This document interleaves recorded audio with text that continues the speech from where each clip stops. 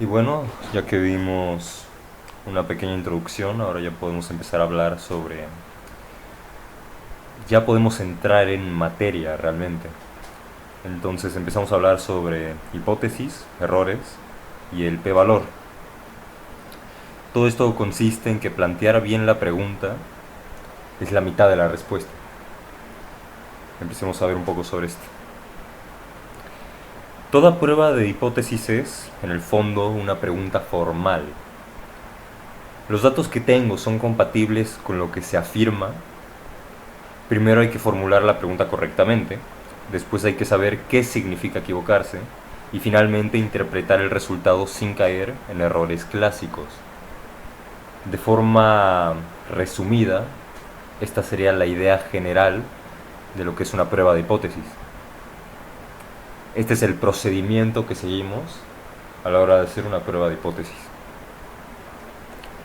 Pero bueno, empecemos con el inicio, el planteamiento de una hipótesis.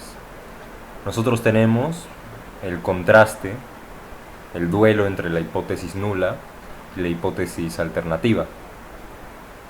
Toda prueba parte de dos hipótesis opuestas, siendo la nula y la alternativa, h sub 0 y h sub 1. La hipótesis nula consiste en el estado actual, o lo que se asume cierto, y la hipótesis alternativa es lo que queremos demostrar. Por ejemplo, una empresa afirma que su latencia media es de 50 milisegundos. Entonces, lo que plantea la hipótesis nula, o digamos el planteamiento base, es que la latencia media es de 50 milisegundos. Una hipótesis alternativa que nos ayuda a verificar o desmentir esta información sería que la media no es igual a 50. Entonces ahí nosotros ya podemos empezar a hacer estimaciones, deducciones. Pero hay que aclarar que nunca vamos a decir acepto la hipótesis nula. O tampoco podemos decir se rechaza la hipótesis nula. La prueba no demuestra que la hipótesis nula sea verdadera, solo evalúa si hay evidencia suficiente para rechazarla. Si la evidencia es insuficiente, la conclusión correcta sería no se rechaza la hipótesis nula. Nosotros no estamos tomando decisiones, no estamos haciendo una conclusión tan directa como aceptar o rechazar esta hipótesis, sino que nosotros estamos dejando en claro que hay suficiente evidencia para concluir tal cosa. Pero nosotros no lo estamos cerrando ahí, porque a fin de cuentas todavía hay un pequeño margen de error. Esta es una distinción que importa tanto en la academia como frente a un juzgado. Y ahora empezamos hablando sobre el p-valor, que sería una buena introducción al tema. El p-valor es la probabilidad de obtener un resultado tan extremo como el observado, asumiendo que la hipótesis nula es verdadera. Básicamente es un valor de 0 a 1 que parte de la hipótesis nula siendo verdadera. Por ejemplo, esto ya usándolo para hacer deducciones, si el p-valor es menor a nuestra significancia dada, hay suficiente evidencia para rechazar la hipótesis nula. Y si el p-valor es mayor a la significancia determinada, podemos decir que no hay suficiente evidencia para rechazar la hipótesis nula, donde alfa es el nivel de significancia elegido previamente. Esto ya fue medio estandarizado en 0.05. Esto sale de un paper publicado por Fisher. O también es común tomarlo como un 0.01, dependiendo del nivel de confianza que nosotros queramos. Pero de forma superficial, un p-valor pequeño dice: esto sería muy raro si la hipótesis nula fuera cierta. La evidencia habla. Ahora, ¿cómo se calcula el p-valor? El p-valor se obtiene a partir del estadístico calculado, o podríamos decir más adelante el valor de prueba, y el tipo de prueba. Por ejemplo, si tenemos un tipo de prueba bilateral, dígase que nosotros tenemos una distribución en ambas colas. Si estamos hablando de un 0.05, sabemos que tendremos un 0.025 en cada cola. Entonces la fórmula del p-valor no sería nada más que la probabilidad, esto hablando de la tabla Z, multiplicado por 2. Y después es bastante intuitivo decir que si es unilateral a derecha, simplemente es mayor, o si es unilateral a izquierda, es menor. De por sí es bastante intuitivo el tema, donde la probabilidad de que z sea mayor que z chica es el área bajo la curva normal estándar, en este caso a derecha de z chica, también escrita como 1 menos la distribución acumulada de z chica, siendo phi la función de distribución acumulada. Ahora sobre la interpretación geométrica, para una prueba bilateral con z calculada, siendo igual a 3.16, al ser bilateral nosotros sabemos que tenemos las dos colas, se distribuyen estas dos colas.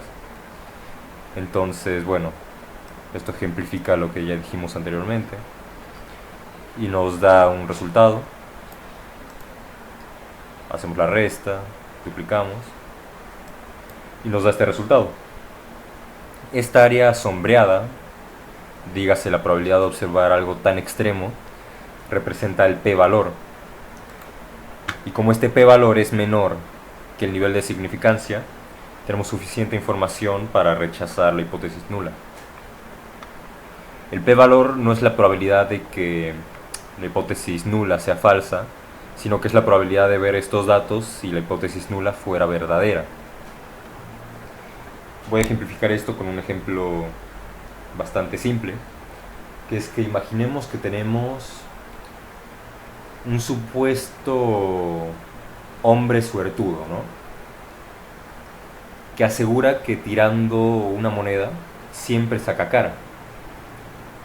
Entonces nosotros podríamos decir que, bueno, el hombre es muy suertudo, siempre saca cara en el tiro de la moneda. Entonces nosotros podemos empezar a plantear esta probabilidad. Imaginemos que el tipo, que supuestamente de forma legal, digamos, saca cara 6 veces consecutivas en el tiro de la moneda. Esto sería una probabilidad de 1 sobre 2 a la 6. Entonces nosotros nos daríamos cuenta que es una probabilidad realmente baja. Y por la propia naturaleza de cómo es el tiro de moneda, podríamos decir que bajo este nivel de confianza, haciendo esta comparación con el grado de significancia, simplemente los números no cuadran. O sea, es bastante improbable de que una persona pueda sacar tantos tiros de moneda consecutivos sacando cara. Esta es la idea del p-valor. Nosotros partimos de la hipótesis nula de que el tipo realmente está tirando una moneda justa con una probabilidad de 1/2 de que salga cara. Pero una vez que nosotros vamos desarrollando más esta probabilidad, vemos que es una probabilidad bastante pequeña. Entonces, partiendo de esta hipótesis nula de que es una moneda justa, vemos que es una probabilidad realmente pequeña para que esto realmente sea verdad. Entonces nosotros, con este valor de significancia que planteó Fisher en este papel, podemos decir que por pura probabilidad es muy improbable de que esto sea cierto, por lo que lo podemos desmentir con una hipótesis alternativa. Esa es la idea general de lo que es el p-valor. Dado que la hipótesis nula es verdadera, nosotros vemos la probabilidad de que este extremo suceda. Ahora una demostración simple, otra más. Retomamos el ejemplo del servidor. Tenemos una media muestral de 55 milisegundos, con una hipótesis nula que plantea que la media es de 50 milisegundos, con un desvío muestral de 10 milisegundos y una media, una muestra de 40. Primero lo que haríamos sería calcular el estadístico. Lo calculamos, nos da 3.16. Paso 2, calculamos el p-valor, que en este caso es una prueba bilateral, que sería más simple si fuera unilateral. Lo hacemos y al final hacemos una comparación. Como vemos que nuestro p-valor es más pequeño que el valor de significancia, decimos que tenemos suficiente evidencia para rechazar la hipótesis nula. Como conclusión, la probabilidad de observar una diferencia tan grande por puro azar es del 0.16%, por lo que la evidencia es contundente.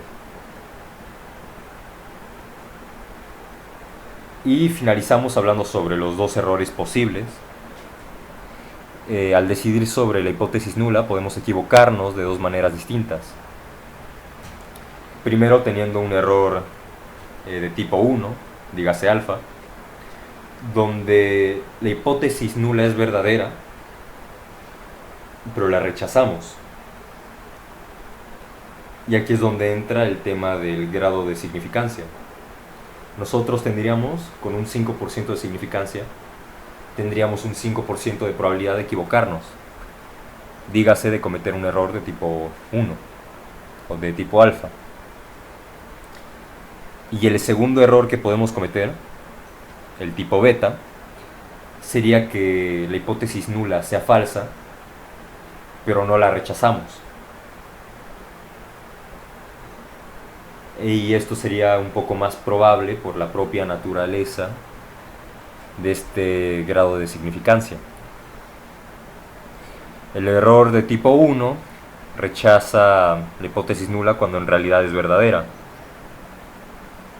Y como dije, la probabilidad de cometerlo es exactamente alfa, el grado de significancia. El error de tipo 2 es no rechazar la hipótesis nula cuando en realidad es falsa. Su probabilidad es beta. Y como mencioné anteriormente, elegir alfa pequeño, o sea el grado de significancia, reduce el error de tipo 1, pero a su vez aumenta el riesgo de tipo 2, por lo que siempre hay un trade-off.